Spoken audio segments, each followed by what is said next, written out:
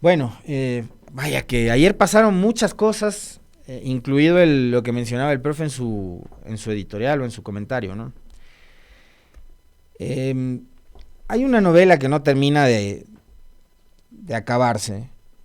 A ratos también, capaz y no coinciden conmigo, pero ya se va volviendo un tema que es cansón el de la vicepresidenta Abad y estas audiencias que han tenido como 5 momentos, 5 días, 5 audiencias, 5 fechas distintas y ahora hay que esperar hasta el próximo lunes, creo, ¿no? No sé si es hasta el 23 que hay que esperar. Sí, hasta el 23 hay que esperar la siguiente audiencia de Verónica Abad. Eh, Ayer finalmente eh, pudimos ver cómo la señora ministra Ivonne Núñez, ministra de Trabajo,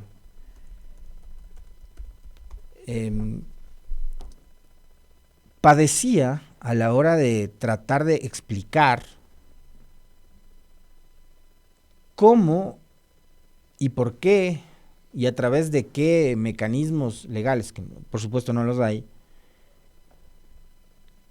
a través de ese sumario administrativo impusieron una sanción de suspensión de 150 días a la vicepresidenta Verónica Abad. Y yo les voy a repetir siempre esto porque me parece que hay que partir de aquello, de que esta no es una defensa a la persona, Verónica Abad, sino que debería convertirse en una suerte de causa de defensa de la legalidad en este país, de la plena vigencia de lo que debería ser algo habitual, y es el respeto al debido proceso, al Estado de Derecho, el respeto a la Constitución y a las leyes, que es algo que parecería ser cosa del pasado, o que al menos a las actuales autoridades simplemente no les importa. Y leyéndole una de las últimas publicaciones al presidente Novoa, pues queda claro que la línea es esa, ¿no? Es que con tal de salirse con la suya, el gobierno está dispuesto a todo y a justificar sus actuaciones con frases muy cortas que pretenden de alguna manera simplificar hechos que son además trascendentales, pero que tienen que ver con lo que yo les manifestaba antes, que es la violación de lo que dice la Constitución, las leyes, las normas, que además son instrumentos que no están ahí de adorno, sino que en teoría, nos deberían ayudar a vivir en comunidad, pues, a vivir civilizadamente, porque si no lo otro es simplemente que rija la ley de la selva y que acá cada uno haga lo que le dé la gana bajo el pretexto de que estás rompiendo esquemas. Esto es de locos, ¿no? Y además tienes atrás una horda de desaforados, ansiosos por seguir cobrando venganza, por seguir polarizando, por sumarse a esa política del odio, de la revancha, que finalmente al país no le ha conducido absolutamente a nada, o más bien sí, creo, ¿no? Nos ha conducido a vivir estos momentos tan tristes, lamentables eh, y oscuros como los que está viviendo actualmente el país. Y ya que me metí con el señor Novoa de una vez, porque capaz que habrá algunos de ustedes que no han visto o no saben de qué es lo que estoy hablando, pero ahí, el señor Novoa publicó un tuit en las últimas horas, ayer, a las 18:30 más o menos, porque además pasa que a ratos es como que la oposición o quienes hacen oposición terminan dándole argumentos para que el hombre se vuelva a subir en olas que ya se habían disipado, ¿no? O en olas que ya se habían diluido. Y algunas de esas olas tienen que ver con casos que son absolutamente lamentables, que son tristes y que Creo que tocan también aspectos que hay que analizarlos. Yo les invito a que lo hagan más desde el plano humano y no tanto desde el plano político ni judicial, sino más desde el plano humano, porque esto ya ha trascendido a otros niveles. A propósito de una declaración del canciller colombiano, que me parece en un acto de candidez o de extrema sinceridad, ha dicho que con el régimen de Venezuela, con Brasil, que está a cargo de la embajada de Argentina en Venezuela, y con Argentina y también con Ecuador, estaban negociando la liberación o el salvoconducto de 6 personas que están asiladas en las instalaciones de la embajada argentina en Venezuela, a manera de canje con 2 personas más, ¿no? Y una de esas personas es o era Jorge Glass, y lo dijo el canciller colombiano. El problema es que haciendo esa mención, en este acto de sinceridad o de candidez, ya depende de cómo cada uno lo vea, ¿no? Que tiene que ver además con un proceso de negociación política, en este caso diplomática, nuevamente le vuelven a poner, y esto por eso les decía que hay que verlo más que desde el plano político, jurídico o diplomático, desde el plano humano, lo vuelven a poner a Glass en el centro de la conversación, en el centro de la discusión.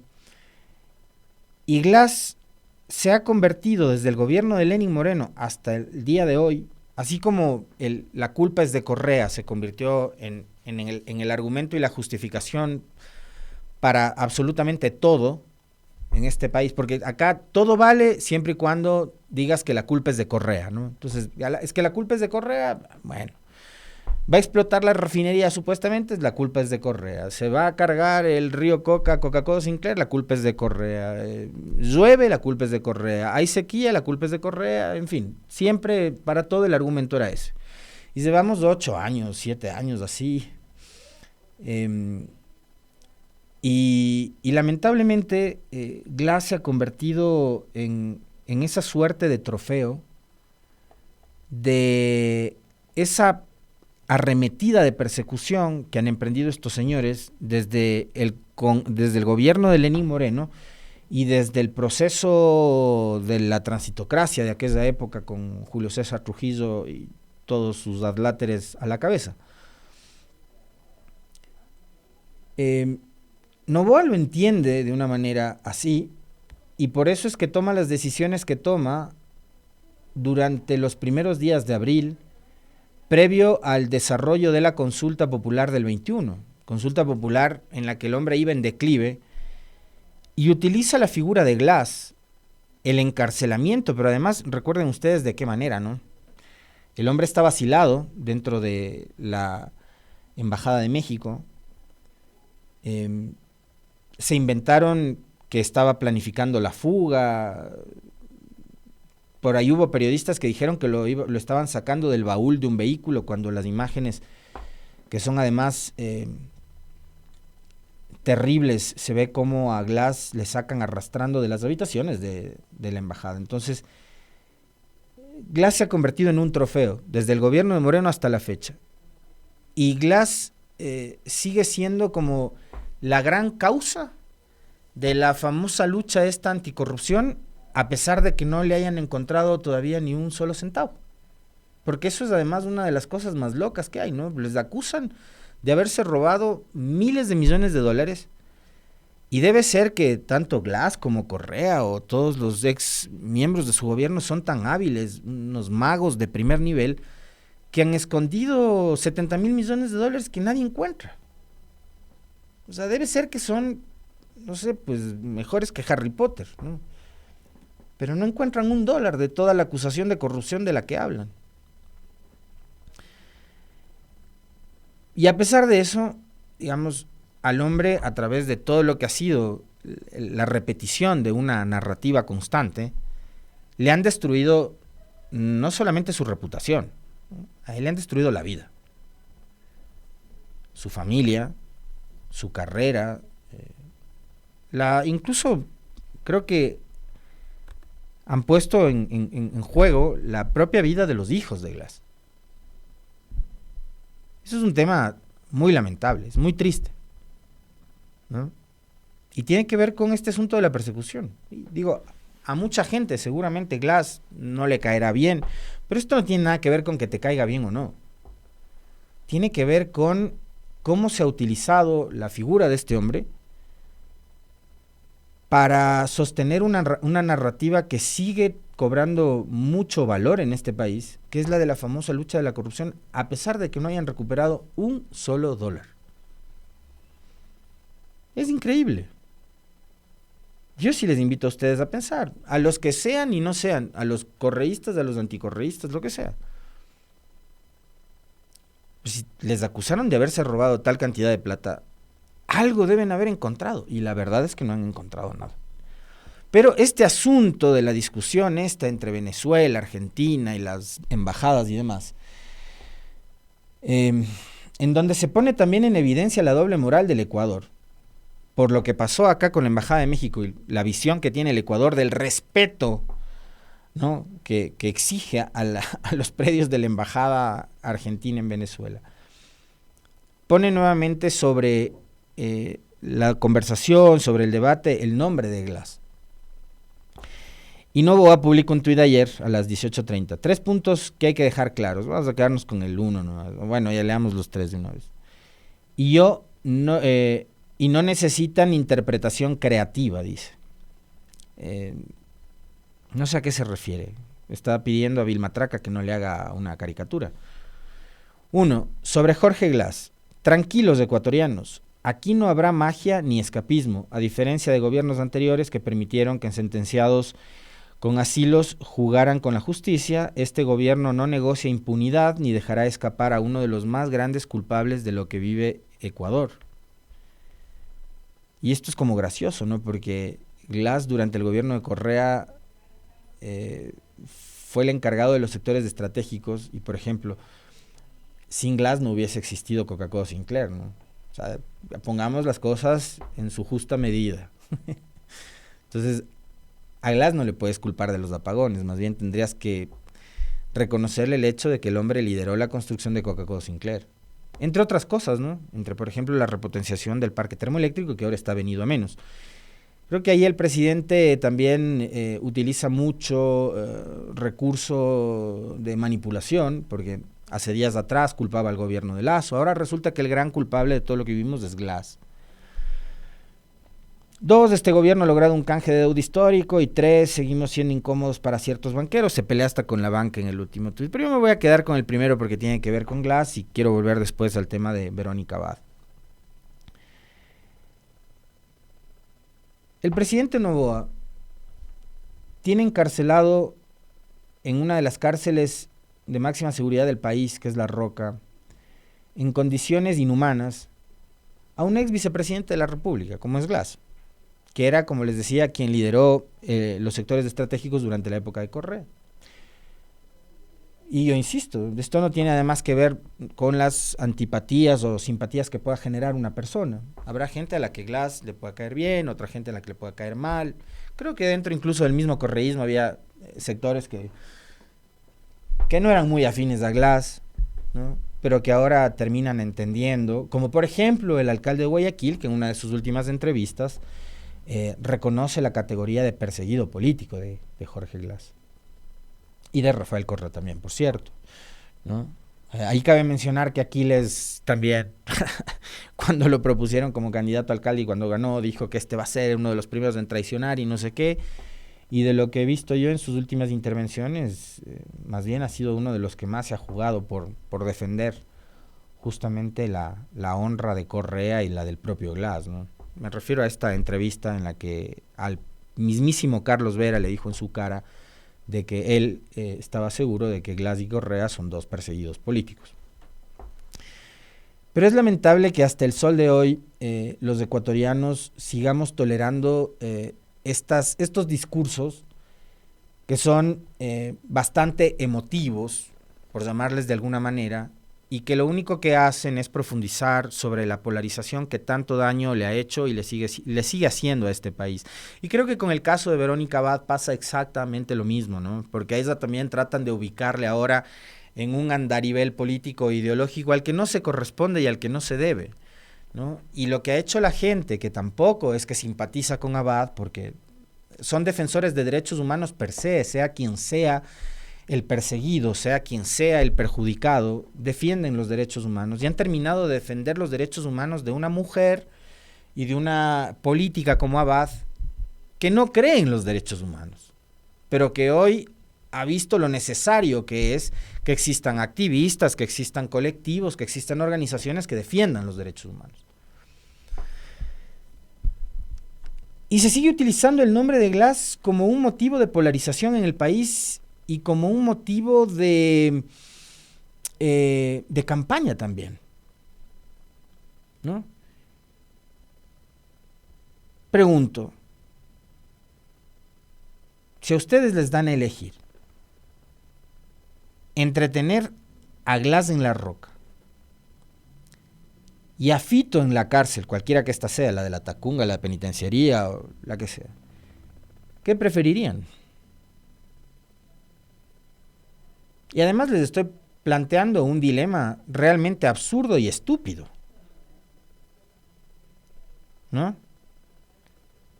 Pero el asunto es que este gobierno, que saca pecho por tener a un ex vicepresidente de la República, a un político, preso en la roca, al que no le han podido encontrar hasta ahora un centavo, resulta que se le fugó en enero de este año, alias Fito, Adolfo Macías, líder de los choneros, que tiene a su cuenta N cantidad de muertos, de asesinatos, y que además es líder de una banda que tiene que ver con el narcotráfico.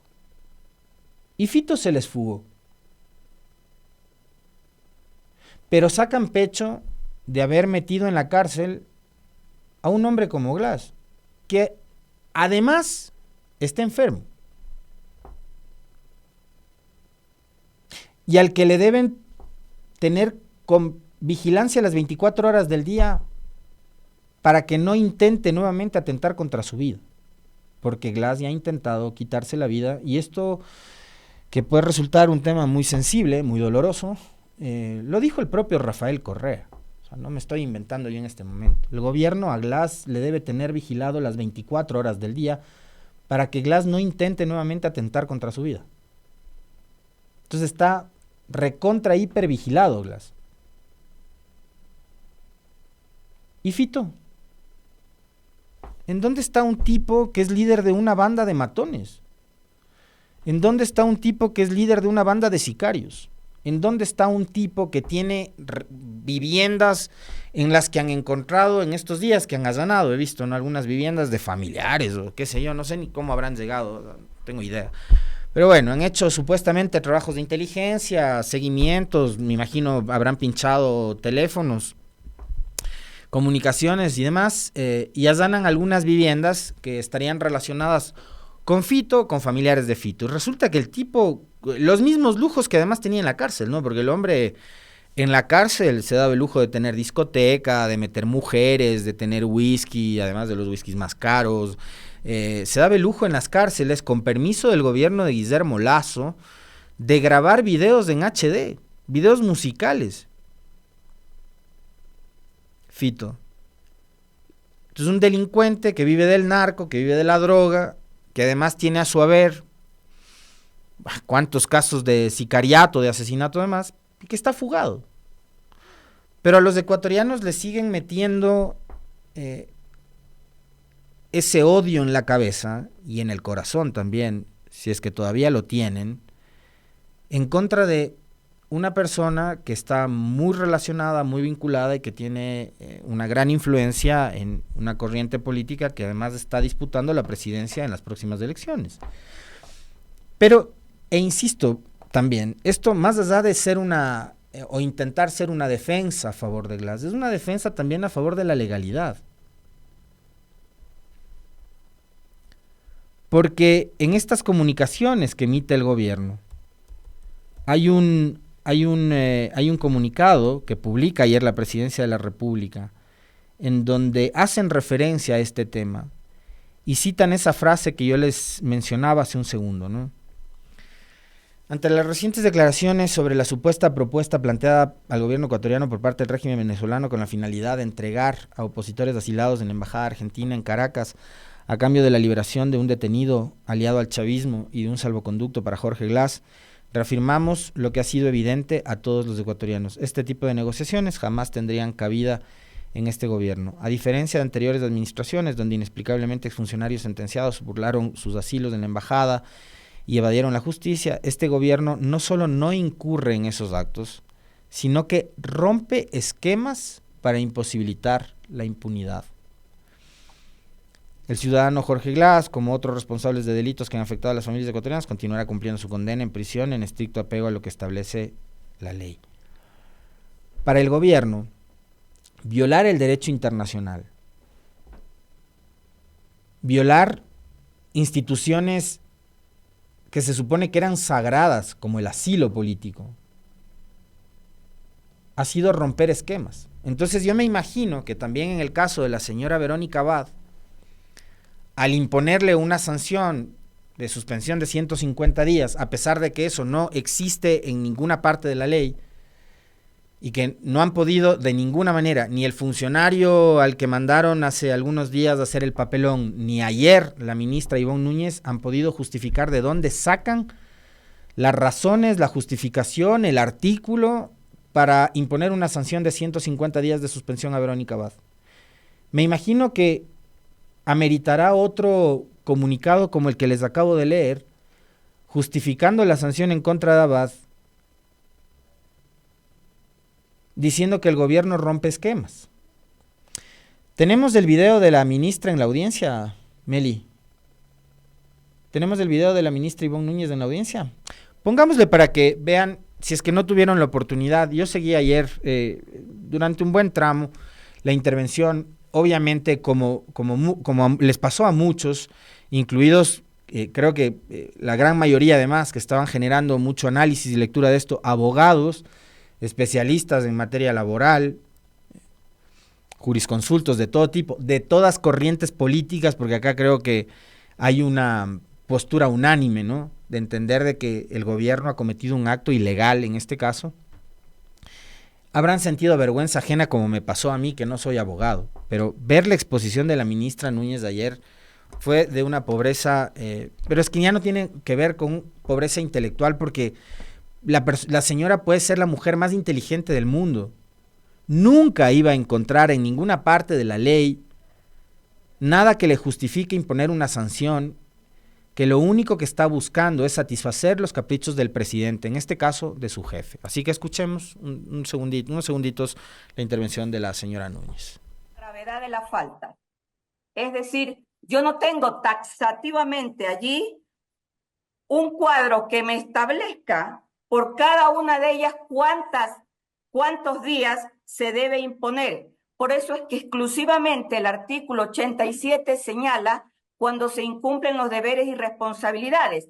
Y aquí viene el conflicto. ¿Qué hacer frente a una norma de textura abierta tal como la estamos analizando? ¿Qué es lo que tiene que hacer un funcionario judicial o un funcionario administrativo? La aplicación del principio de proporcionalidad, que así lo analiza y lo desarrolla ampliamente como parte de su fundamentación motivacional la señora sustanciadora de este trámite administrativo.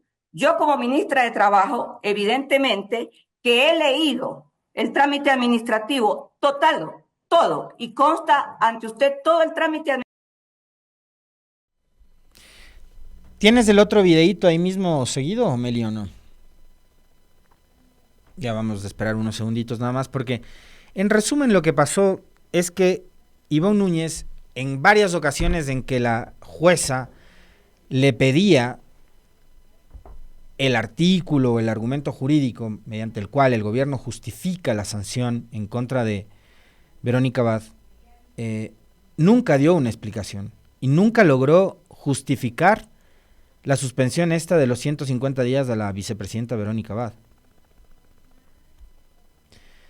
En varias ocasiones, en un buen tramo de esta audiencia, la jueza le insistía a Ivonne Núñez, que además se daba las vueltas, lo que planteaba eran muchas evasivas, ¿no? Es muy recursiva la ministra, eso sí hay que reconocerle. O sea, no se queda en silencio, como le pasó al funcionario hace un par de semanas, ¿no? Que se quedaba callado y que la ministra le preguntaba, porque además en sesión telemática, si es que todavía estaba ahí.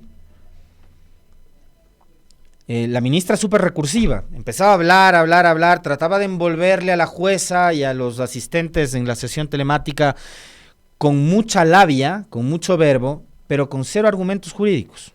Veamos la otra parte del video. Que dice que por faltas graves serán sancionadas con suspensión temporal sin goce de remuneración o destitución. Vuelve con lo mismo en relación al artículo 48 y se impondrá previo a una realización del sumario administrativo. Por eso es que, bajo la lectura que yo le he hecho... Doctora, les recuerdo que en la audiencia la dirijo yo y que de considerarlo pertinente puede interrumpirme para preguntar. Yo no estoy preguntando, estamos claros que las sanciones son suspensión o destitución. Eso correcto. Todo lo tenemos claro. Sin embargo, usted habla de un máximo de 2 años. Yo le pido el artículo para conocer, por eso digo, ilústreme. En la destitución ha sido una constante que cuando un funcionario es destituido, la sanción máxima es de 2 años. Por eso queda inhabilitado en el sector público para ejercer cargo. Pero doctora, estamos hablando de destitución. Por eso digo, ilústreme usted. Porque claro. Me encanta cuando la jueza le dice, ilústreme. En estas intervenciones la jueza lo que le está diciendo, no a la ministra, a los asistentes de la audiencia y a toda la gente que pudo ver esta audiencia telemáticamente, lo que le está diciendo es que no hay en ninguna parte de la ley nada que justifique una sanción de ese nivel para una supuesta falta como la que habría cometido la señora Abad. Que es una ridiculez, ¿no? Porque además le pedían que en 3 días la señora pase de estar en Israel a estar en Turquía. Y entiendo, debe haber, ¿no? Según la ley del servicio exterior, un plazo razonable. Hay, de hecho, plazos muy razonables para que los embajadores, después de haber cumplido con una misión, puedan trasladarse en el tiempo que sea necesario de una sede a otra. Hasta eso debe haber en la ley, insisto, en la de servicio exterior. Un plazo de tiempo para que puedas trasladarte de una capital a otra, o de un país a otro. Además, países que están en conflicto, pues. Porque no es que le estaban pidiendo que se vaya, no sé, pues de Lima a Bogotá. Se estaba saliendo de Israel, que está en medio de una guerra, hacia Turquía, que está intentando meterse en la guerra. Y no es tan sencillo, pues. No es tan fácil como para pedirle que en 2 días, en 3 días, simplemente la señora a la que le han tratado muy mal, a la que la han maltratado, a ella y a toda su familia, a quien además no le estaban pagando sueldo. ¿Se acuerdan que en la entrevista aquí Verónica Abad nos dijo que ya no tenía ni seguridad ni sueldo? Y querían que sin sueldo y con recursos propios ella haga todo el traslado de una sede a otra. Entonces, lo de ayer con la señora Núñez es, insisto una vez más, capaz que no es, y no tiene que ver con un asunto de pobreza intelectual, porque insisto, la señora es súper recursiva, o sea, sale y responde cualquier cosa, pero responde.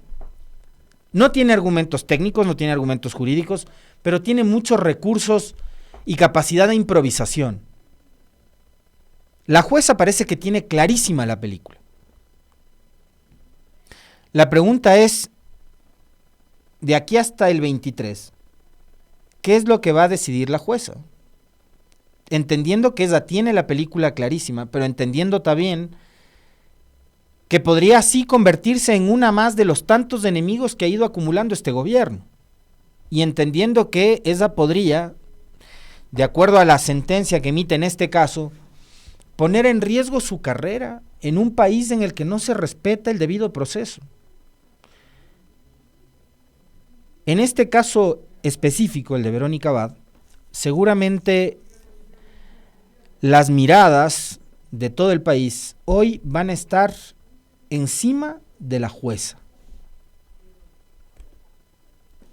para ver qué es lo que decide y para ver si es que no pasa lo mismo que ha pasado con los jueces del Tribunal Contencioso Electoral o con otros operadores de justicia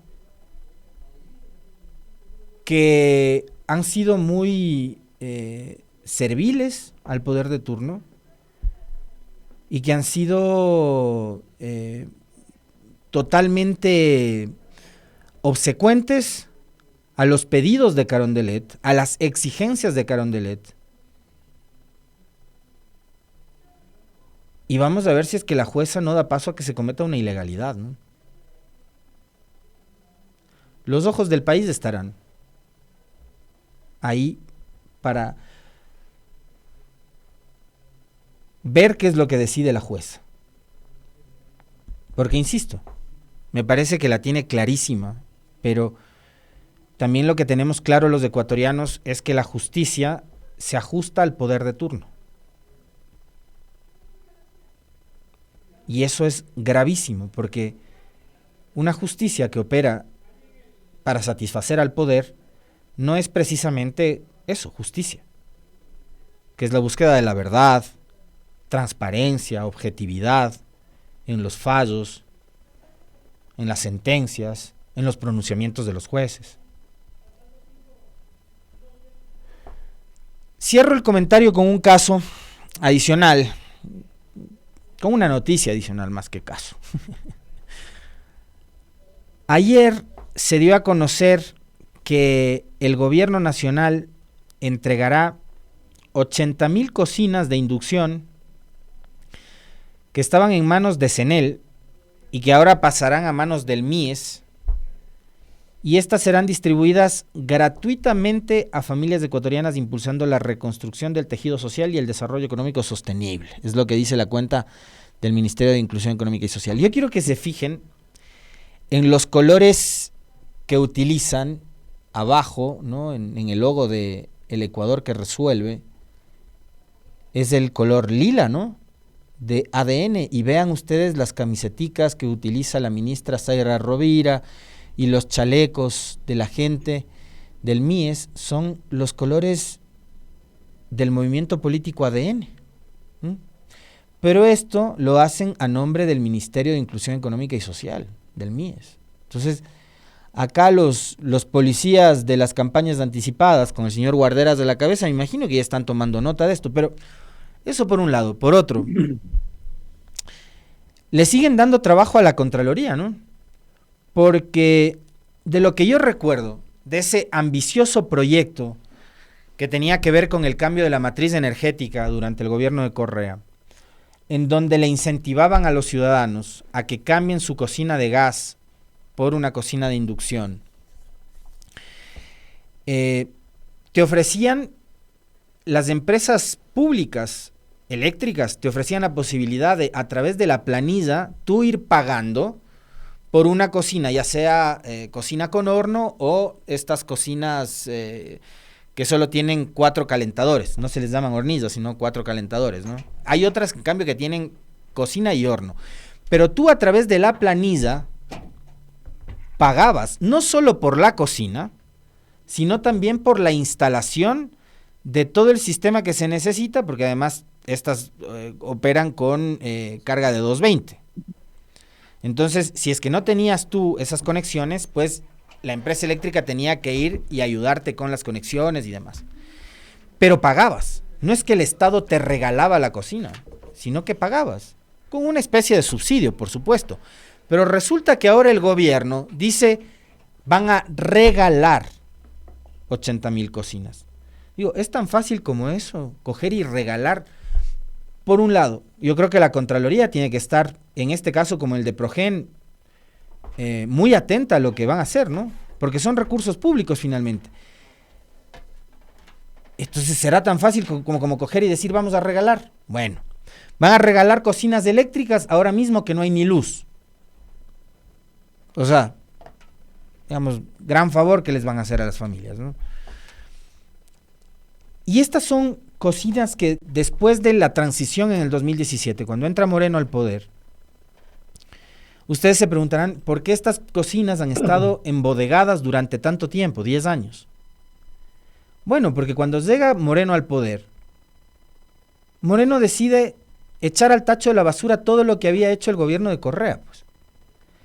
Entre tantas cosas, el proyecto de las cocinas de inducción. Entonces, en lugar de seguir impulsando, comunicando, publicitando el proyecto de cambio de la matriz energética y el dejar la cocina a gas para instalar cocinas a inducción, Moreno y sus brillantes ministros que odiaban a Correa decidieron dejar las cocinas ahí embodegadas.